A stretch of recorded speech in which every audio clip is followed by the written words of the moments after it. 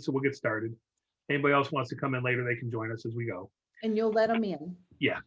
So, hello everybody. This is Michael Zwelling. I'm with the Roosevelt Vanderbilt National Historic Sites. I'm the education specialist there, and we're going to release, as of today, some new STEM programming that was brought to us by Dacia Jones, who's going to join us on this conversation. This is her kind of child she's given birth to. When I saw this, I was really amazed by it, and she's able to pin it right down to what we want. And so she's been very helpful throughout this process. And I think what you see when it's unveiled on our website, you're going to see it really useful for your classes. We're trying to make this as user-friendly as possible, so you can take this, use it however you want. This doesn't require a park visit. It doesn't require any involvement with the park, except here's the material. Feel free to use it and feel free to enjoy it. And so with that, I'll turn it over to Dacia Jones. Yeah, so welcome everyone. My name is Dacia and I am from North Carolina, and I am a teacher educator. And in the last 7 years, my husband and I decided to go out on the road and do what we do full time. So we work with the National Parks Expedition Challenge. We created that. And basically what we do is we travel the whole country. We film at national parks, and then we write things. We also work side by side with schools. We do professional development with teachers, just a lot of fun stuff. And Michael and I met on an email, which was really exciting, and started talking about what we could create for your sites there. So Michael, can you just give me a thumbs up if you see my screen? Got it. So when Michael unveils this on their website, this will be 3 separate presentations with Vanderbilt, with Eleanor Roosevelt, and with FDR. But for this event right tonight, I just have them all together so we don't have to go back and forth in the decks. So we're going to start with the Eleanor Roosevelt National Historic Site. And what's really exciting about all of this is how much I got to learn while I was creating it. So we're calling it a STEM event, but I just want to clarify that we know that the word STEM stands for science, technology, engineering, and math. And those are the skills that kids will need when they finish school to go into those types of STEM jobs that are offered. But as teachers, our job is to provide opportunities for kids to solve real world problems in real places and make connections to what we teach. So this particular product is all about having kids think critically and collaborate, giving them opportunity to create using the arts, and then also to be able to communicate back and forth. So the first thing you're going to see is our content areas. So we have content for math and science, literacy, history and geography, and engineering. And we have them in 3 different grade bands. So we have a K-5, a 6-8, and a 9-12. And these are national standards and also connect really close to the New York standards too. And within our content pieces, we have something, the content, which is your standards, a connection, which is almost a little background information for people that are using this. Now you guys live there, so you have a closer connection to this park and you understand the history a little bit more. But for people that will be using this in other parts of the country, this will be sort of their background knowledge. And then we have an investigation. So the investigation will be a task, some type of task where kids are connecting real world problems to something that happened so that they can find a solution. So the first one, as you see, is the Valkill industry. So we want kids to understand what missions are at different industries and corporations. I am a big proponent of kids finding the job that's great for them when they finish school, which means I don't think that every kid has to go to college. In fact, it's going to be too expensive for a lot of kids in their life that may not be able to. And universities are rethinking the whole process of how they can make college even more equitable for all kids. So these lessons will give you opportunity to immerse your students into real world tasks. So Susan, what grade level do you teach? Can you come off mute for just a minute? 4th grade. 4th grade. And Rebecca, what about you?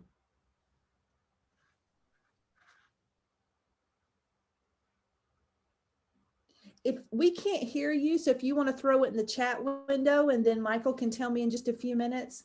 So since I know it's a fourth grade teacher, I'll hang sort of in that area a little bit longer. But if Rebecca, if you want to give me where you are, I will do that too. So in the math and science, we have 3 pieces for the Eleanor Roosevelt site. And each one of these sort of builds on itself. So if you're using this and you want to talk to someone in the middle school that you work near to see if they want to do some type of cross-curricular transitions, it would make a great way to do a community project or a school district project. And then after the math science connections, we have history and geography. So again, focusing on Eleanor and having kids understand who she was as a person and her contributions to the world. So we first talk about MoMA, because she was all about the American Federation of the Arts. She, really supported her husband with the New Deal. And people say she was his legs as far as moving out and getting support and being to be in front of people a lot. So this is the investigation for K5. And notice that there's an art piece in there, because even though we say STEM, we want to make sure that the humanities are closely tied into what kids are learning, because the humanities makes everything stick together. It's the story. And we know the national parks are really big on what they call storylines. For the 6-8, they're going to be talking about different types of social programs. I love the story about when she went to this event, and she actually, I'm not sure if it was this one or the next one. Let me just check for a second. Yes, this one. So Rebecca has entered the waiting room. She has come back in. So we'll see if that works. We just admitted her back in. So I love that. There she is. Hi, Rebecca. I'm so sorry. I was like in on my phone and then it wouldn't connect. So I logged in my phone. So I'm sorry. I was there the whole time. I promise I was listening to you and I'm ready. Sorry. That's okay. Rebecca, what grade do you teach? I teach first grade. Perfect. Perfect. So there's a story of Eleanor Roosevelt where she went to this convention and they had people divided on either lines by race. And so she took the folding chair and sat right in the middle of the room to show her desire to bring all people together. And this is also the story about the Marian Anderson concert that they wouldn't allow to happen. And she made that happen. So I made a connection to music there. So although you're a first and a fourth grade teacher that's on the call tonight, any of these investigations would work for you. You would just change up the wording a little bit. So technically with all of these, you're going to have about 30 some different investigations you could use during the school year to connect your kids to where they live, the history that happened there. After the history for this one, we go into a literacy piece. Again, falling in love with the history of Eleanor Roosevelt, but this is a great story about Amelia Earhart and Eleanor and how they rode in a plane together and how Eleanor had her pilot's license. How cool is that to think that she had her pilot's license, but her husband really didn't like the idea of her flying. So she didn't get to do a lot, but she did fly with Amelia Earhart. So that's a really good story. And it's also a good story because they were women during this time period when women weren't very honored or valued. So it really helps us to think, wow, if it happened then, we can start moving towards that now. And I love one of the questions, why was it unusual that Eleanor would be driving a car at all? Well, because you don't see presidential people driving their own vehicles. So back in the day, that did happen more. For the 6-8, which would still be a good one for elementary as far as some of the read alouds, is the whole idea of she being a fighter for justice. So we know that when she left the White House, her work continued. In fact, some people say that her work was even more valuable after her husband died because she continued the whole piece with the United Nations. And we know that the United Nations a few years ago created something called the UN Sustainability Goals, which are 17 things that we need to solve. They say that her hands are all over that, even though she wasn't there when it was written, just because people have admired her work. Um, so for each of these, it's a little different than the math, science, history, geography, because it's a literature, a strategy that I'd love for you to try with the kids, and then some questions. And as teachers, you know, strategies can be used everywhere. So once you find one you like, you can use it with any book that you read. And then for high school, there is a biography, but it's mostly, this one is a photo biography. So it's just beautiful photos of her in all kinds of places, which I still think would be a great connection to our young kids, because they can just see who this person was. And we don't have a lot of those photos of years past. So this one is basically a scrapbook. And the connection to this is, how do you think people will remember you when you're no longer around? And so having kids build their mission now, how do I want to be remembered? What will make my life valuable? How will people see me when I'm older? So after those pieces, I then connected you back to the national park sites, because there's amazing things on their website. The virtual tour of Valkill Industries, and then the whole thing with Eleanor Roosevelt. But then I love writing prompts, but I like simple writing prompts where we just give kids the picture and they come up with what they want to see. So I always like to use the what do you see, what do you know, what do you wonder thing, with 3 different photos on this page and then 3 on this one. So you could, if you were going to project this on the screen, use a cover tool from your remote and just put sort of one at a time. And what was this? Does anyone know who she's with in this first picture? Looks like Frank Sinatra. Yes, so she had a great tie to celebrities, to famous singers, to religious scholars. So she just had a really great wealth of information. Now we know in the last 25 years, we know about our first ladies, but if you sort of lay out their bodies of work, you can just see what she offered that still is standing. Like it's still, we still see all the output of what she did. And then we end each section with a STEM challenge. So this one will work itself well with all grade levels. You just have to think about how you would use it. So she did create the Universal Declaration of Human Rights, where there's 30 articles, and she says, you know, we're all born free. We should have, you know, equality and dignity. So sharing those with your kids, here is what she stood for. Which one do you think was her best work? Or how could we implement one of these articles in our classroom? Do we want to say that in our classroom, everybody has value, or we should honor and respect everyone's character? Should we give everyone access to things?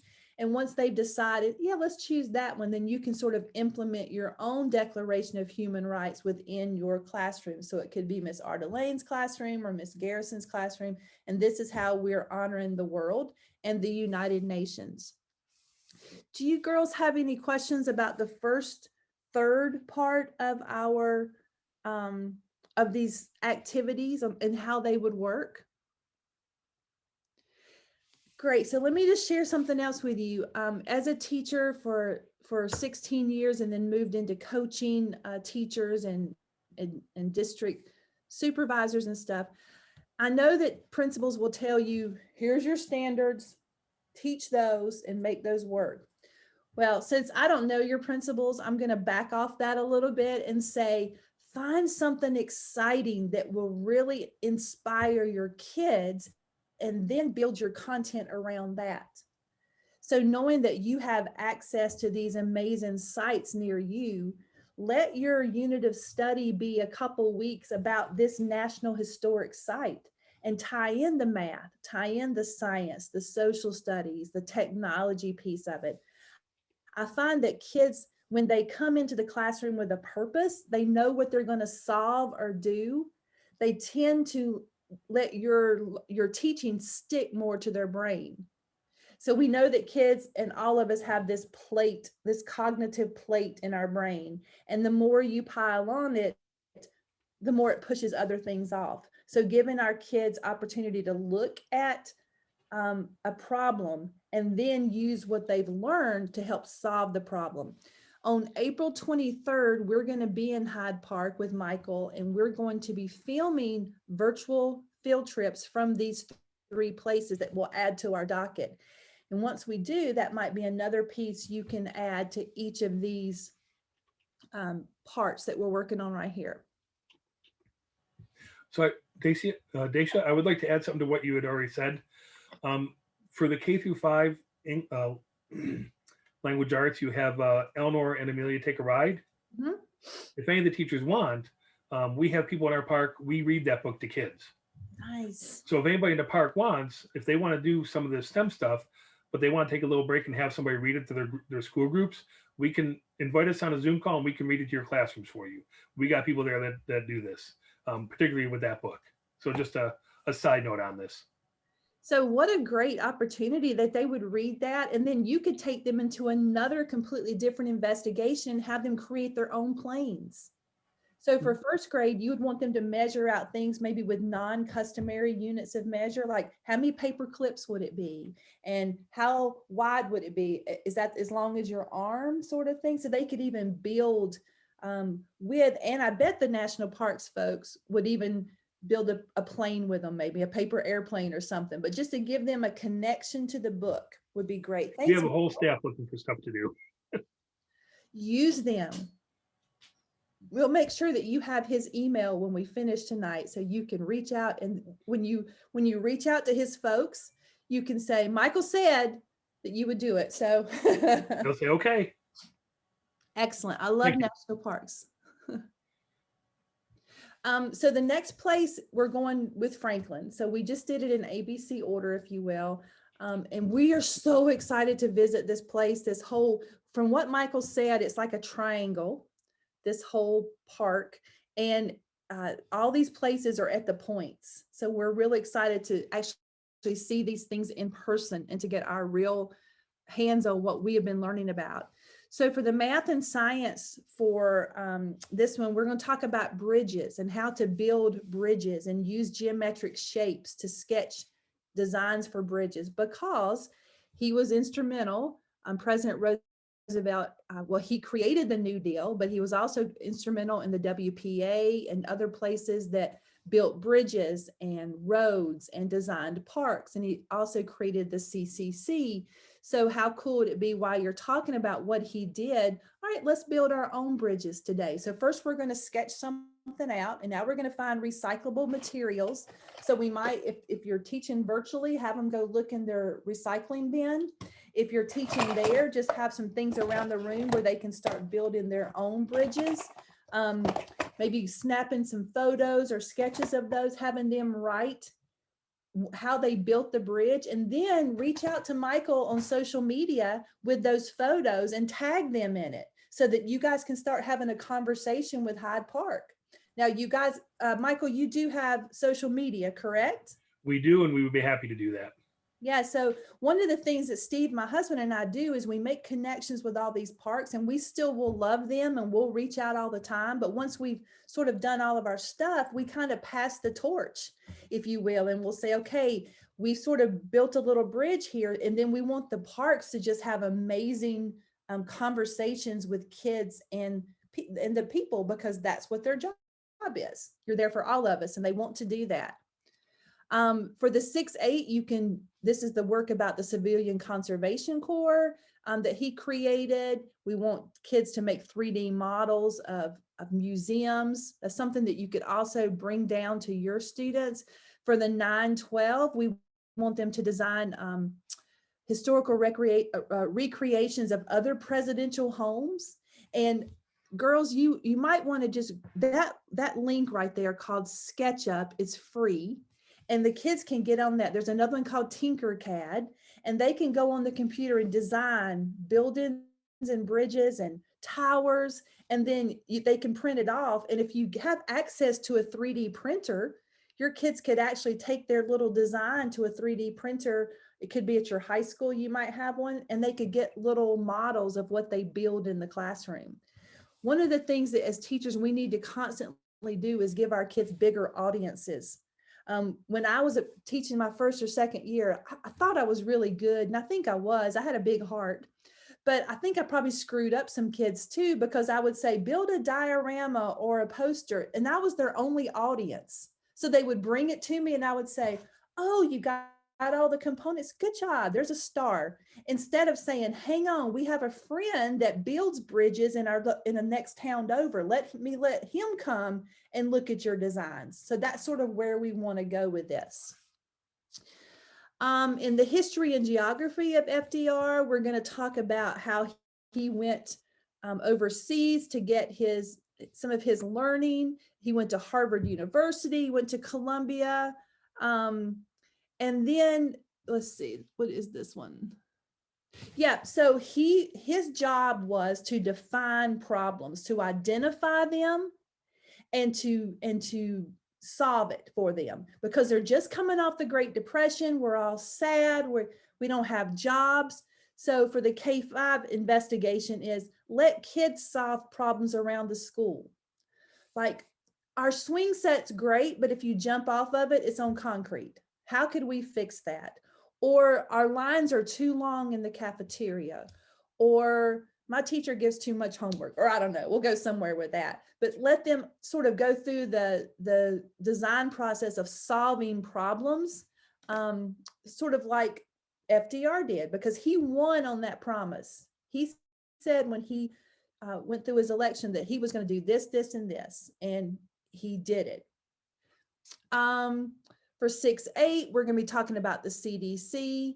So this is such a great piece right now with the pandemic, but we know we have kids in our classrooms that suffer from juvenile diabetes. We may have kids that we've known that have had cancer.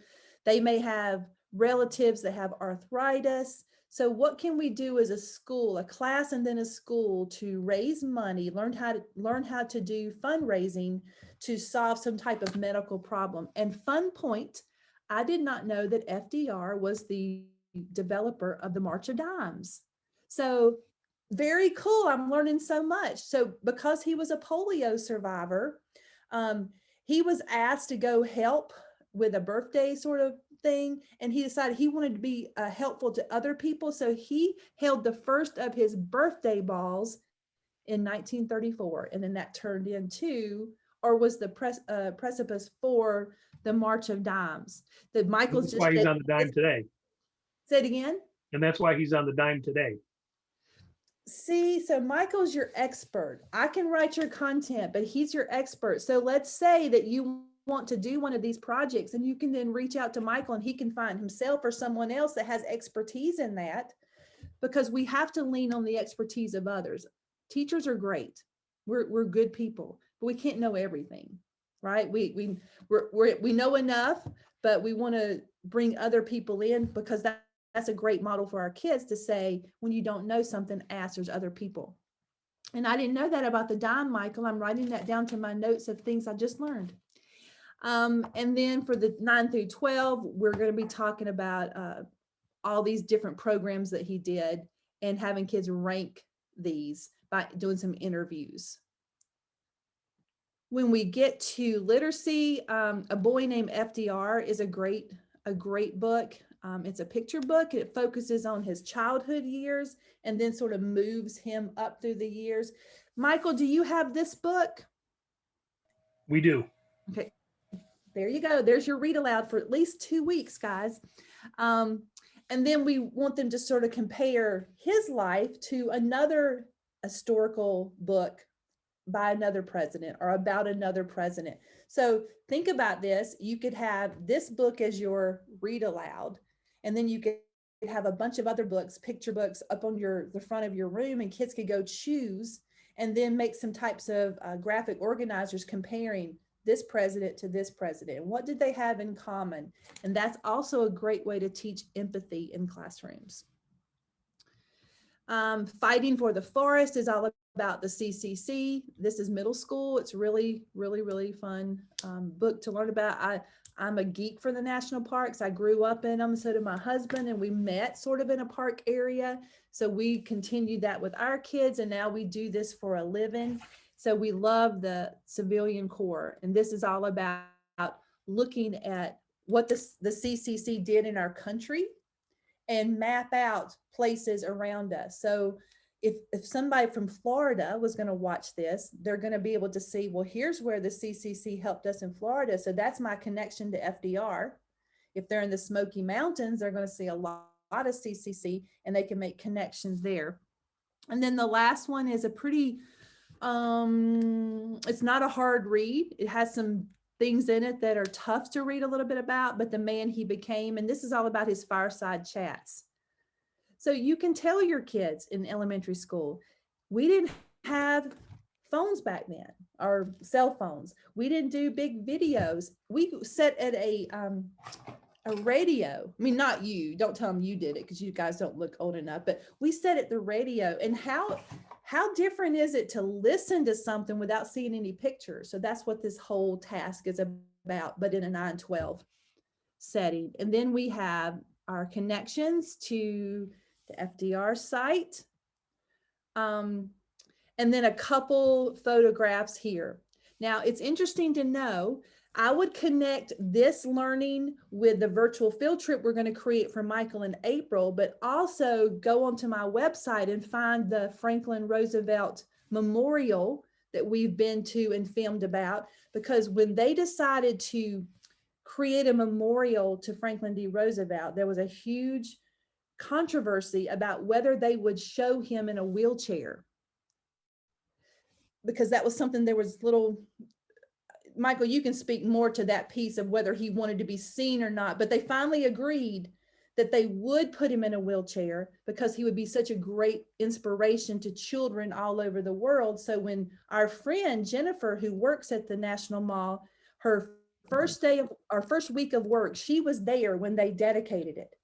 And she was welcoming the VIPs, and a lady got out of a car. She was invited by Al Gore to be there that day. And Jennifer just said, hey, what brings you here today? Why are you interested? And she said, hang on just a second. And she went to the back of her car, opened it, brought out a wheelchair, and they carried their son and put him in the wheelchair. And she says, because for the first time, my son sees that he could be this person. Yeah. So Michael, talk about the wheelchair for a minute. So there was this controversy whether or not they wanted him to be seen in the wheelchair, be seen as not fully physically capable. At the time, there was this perception that if you had some sort of physical limitation, it does equate to some sort of mental limitation. And so there was kind of that idea. Now, one of the things we've done in the park to get with high schoolers is when we're in the house, I usually say to them, well, FDR had a physical disability. And this is why I say to the kids, I tell the teachers that time, and as we know, that leads to a mental disability, correct? And the kids almost always rebel at that, which they should. That's why I set it up that way. Right. And that opens them up to talk about this. And what I'm trying to show them is that no, we know that's not true, but this was the belief at the time. So there was always this push not to show him as being in a wheelchair or being in crutches and braces. And a couple times photographers took pictures, and the other news photographers made them throw their film away. But if you've been to the National Mall, you're going to see him sitting right there in his wheelchair with his little dog beside him. Let's see. What did I miss here? Nope, I didn't miss anything. I want to give you another book. It's called Blue, B-L-U-E. It's written by my friend Joyce Hotstetler, and she lives in North Carolina, and she wrote a book about polio and how the story about polio. And it's a great story to tell your kids now because of the vaccines and how back in the day, people were scared of that too, but they were also didn't want kids. I mean, you don't want to go too deep because vaccines can get political, which they shouldn't be, but that might still be something where you can make a connection. Now we have no more polio, right? Because we trusted the science.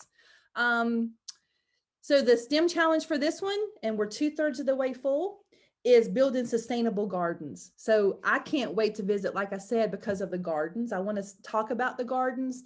We know that he had these beautiful gardens out there, and he had his own kids working in them. So he wasn't very elitist. His kids were out there. They're examples of all these other gardens that are typical in the Hudson River estates. So we want kids to think about, how could you sketch and design a prototype for a garden that you could use in your home. So if your kids live in the rural settings, gardening is not a big deal. But for kids who live urbanly and live in the city, their food comes from the grocery store, right? They don't see the farm to table thing. So having kids build their own gardens in their classroom. And if you need help with that, reach out to Home Depot or Lowe's, and they have grants for teachers to get the supplies that they need to build a garden in their classroom or outside their classroom. And you can build like a hydroponic or an aquaponic, so you could have fish in the bottom of it, and then they're sharing the whole nutrient thing. Michael, you unplugged for a second, so you want to talk about the gardens? So just two things. Usually late spring and summer, we have a small space gardening exhibition in our FDR home garden, and that shows different ways you can plant a garden at your home, even with limited space, even indoors. It could be the basic things like growing stuff in a milk carton or an egg carton, but they also show you cost-effective ways of building a self-watering system, ways to use hay bales, different ways you can just have a garden of some sort at home. We also have done some stuff with kids where we will come to the school if they want us to, or they can come to the park, and we will set up, kids will plant corn, we'll talk about how gardening works. They'll plant some small things of corn with us, and then we take them back to the park and we plant them in the home garden, and then the kids can see throughout the summer the corn they planted growing. So that kind of gives them something they can see that they did. We don't know what corn belongs to which kid, obviously, but they all kind of take claim to, they helped grow that. And that we get a lot of parents and kids just kind of standing there sometimes just looking at the corn, and we can see the kid, and the kid's pointing and talking, and the parents are just kind of standing there, and the kid is just going on and on about corn. We've seen this probably 24 times. So that's a great resource for you. And again, this is a simple thing, gardening, but look at all the science and math that you can put into that, deciding how big you want your place. For the 4th grade, looking at perimeter and area, and how big would your outside fencing need to be? And what are you going to keep it from? And are there invasive species in your area that may try to eat through your garden? And how can you make this sustainable so that our impact on the environment is little? So we're not taking over places, or we're not buying stuff all the time from the grocery store that we could create ourselves. So a good connection there. And then the last one is the Vanderbilt Mansion. Now, I will be honest, the first couple times I was working on this one, it would always take me to the Biltmore House, which is our Vanderbilt Mansion in North Carolina and Asheville. So I was with Cornelius the whole time. So I had to really direct myself to get into this Vanderbilt, which is very interesting, but unfortunately Google takes over and it's that. But once I started working with the Vanderbilt Mansion in Hyde Park, then I really found out some very interesting things. First of all, there's a bridge there called the White Bridge, and it's the first melon arch bridge that was built in the US. And so we want you to learn as much as you can and do some building again of bridges, but in different ways. This time we want you to share your designs with the park rangers to give them ideas when they get monies to do some recreations. And for this one too, we're also talking about force and motion and gravity. So that's going to be your physical science standards for 1st grade and 4th grade. For the 6th through 8 is all about trains, because we know that the whole Vanderbilt family had their hands in the train system, but Vanderbilt was the director of 22 of those. And he was also a huge philanthropist. So in the 9-8 thing, we talk about the philanthropy of he and his wife, and they're actually recreating a scale model. In the history and geography, we're going to talk about how they did give their money away and why would they do that? And as K-5 kids, how important is it that we give to others and not always want for ourselves? For the 6 through 8, it was all about, let's see. Okay, so it's horticulture. So they're actually doing organic farming and having conversations about GMOs and organic. And we find that really well-to-do kids are all about organic food, and kids that don't have a lot and are constantly eating at fast food restaurants because that's what they can afford are okay with GMO. So it's all about what's the purpose of it. Is organic food elitist because it's expensive? Is GMO poor because they create it and give it all over the world so they can make new types of corn? So conversations there. And then the last one is so there's a bunch of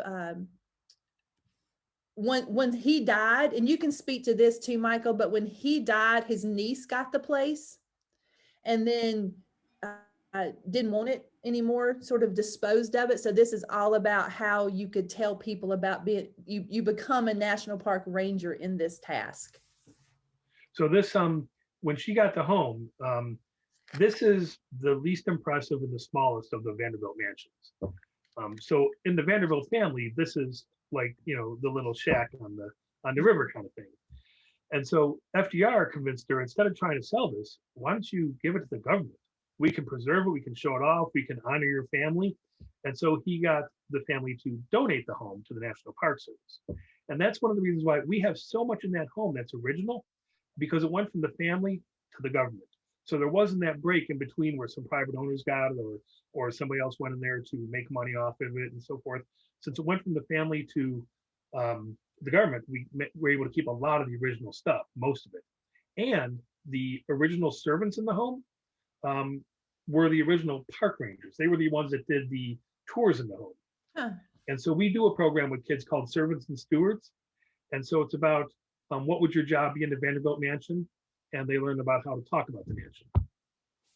I love that. And it just made me think of something else. Maybe for your guys, you could ask them to sketch or take a picture or bring an heirloom from their house after getting permission.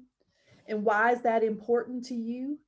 Why is it important to your family? How does it tell a story? And then make a connection of, well, in the Vanderbilt Mansion, there's a lot of things there that tell their story and how we leave legacies that way.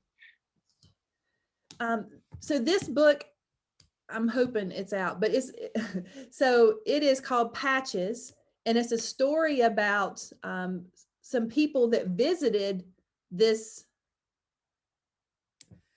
I hope I made the right thing here. Michael, are you recognizing this at all? Are y'all in Suffolk County? You're muted. Sorry. Isn't Suffolk County in Long Island? Do I have that right? Probably. This book doesn't look familiar to me. Yeah, so I'm going to make a change with this one, but it's a really cool story. These kids went to visit the Vanderbilt Museum. So yeah, I've made a mistake there. I'll fix that, Michael, before the end of the night. And they left something. They left an heirloom there, a precious heirloom, and the park rangers scoured the place to find it. We'll come back to that one. Sorry about that. I just realized that didn't make much sense. This one is called Chasing Secrets, and it's a medical mystery about the Gilded Age. And that was the age that they lived in, the Gilded Age. And then this one is, if you're fans of Downton Abbey, you'll love this book, but it's all about understanding your perspective of how you grew up and how your perspective sort of shades everything that you touch. And then it talks about John D. Rockefeller, Andrea Carnegie, JP Morgan, and Vanderbilt. And then this is our STEM challenge. And so I'll let you speak to the problem that you have, Michael, but there's some problems with trees, or there was a problem with removing some trees. So we're asking kids to come up with an idea of how to remove these trees and still preserve the integrity of the park. So the Park Service has as its mission to preserve landscape. But sometimes preserving landscape means you have to, for lack of a better term, change the landscape. So you might have to get rid of some trees to preserve the greater landscape. But if you remove the trees, are you now not preserving that landscape? So this is one of those challenges we're constantly coming up with. I mentioned that garden that we have over at the FDR home. We were going to build a visitor center and they were going to put it on a parking lot. But the Park Service said, no, you can't. And this is with the library. You can't do that because that's where the garden was. If we're going to do something with that piece of property, we have to turn it into a garden again. So that's kind of how different agencies see things. So we have to try to preserve landscape, and preserving it sometimes means we have to do things that might change it, but that preserves it in the long run. So there's always those challenges we hear from people. How can you cut down trees? Well, if we don't, we're going to lose all this. And so we have these constant battles and discussions about what is preservation, and how do we define it. And sometimes kids are the best people to ask for their solutions. As you know, the boat that got stuck in the Suez Canal just last week now is moving. But we put out a challenge to kids all over the world to have them come up with ideas of how to move that boat, because everyone else had their own ideas. The adults said, well, just unload it. Well, you couldn't unload it. It would have taken weeks to unload that. And once you start unloading a ship, it's unbalanced. So we had kids coming up with really creative ideas to do that. And we think that kids can come up with ideas to save this too. Here is the connection. And then here are the couple of photographs of the place. Now, Michael, this right here, this is an actual picture of their gardens. At Vanderbilt Mansion, yeah. Yep. Which is very, very cool. So what I would share with you is this. You've got this great resource of these parks. How can you make a connection with your kids? I do want to show you one more thing before we leave, because this is where the videos from the national parks will show up, even though they'll link them to their site too. This is our website, expeditionsineducation.org. And if you click on the National Parks Expedition Challenge, these are all of the national parks that we have visited in the last couple years. So you're gonna have a virtual field trip with a ranger and us, and then a national park challenge to the right of that. So we have school districts all over the country that use national parks as their curriculum. So the kids come in and say, hey, I'm in second grade, and this year we're going to Bryce and Grand Canyon and Glacier and Smoky Mountains and Shenandoah. They know each year where they're going to go virtually, because there's been some research lately from the Pew model that says that if kids aren't introduced to parks at an early age, the chance, 85% chance they won't visit when they're adults. So you can create opportunities and connections between the parks so they will want to visit all of them. So Michael, that's all I have. You want to tell them again how they're going to be able to find this? And so on our website, this will be getting downloaded. It probably is done being uploaded. I should say uploaded. It should be uploaded by now. And it's the whichever park you want. We are officially three different parks. Home of FDR, Vanderbilt Mansion, and Eleanor Roosevelt National Historic Site. So you go to whichever one you want, you'll be able to find all three on each one. So you don't have to go to each one to find all three. You can go to one and all three should be there. It's going to have all three sets of the slides.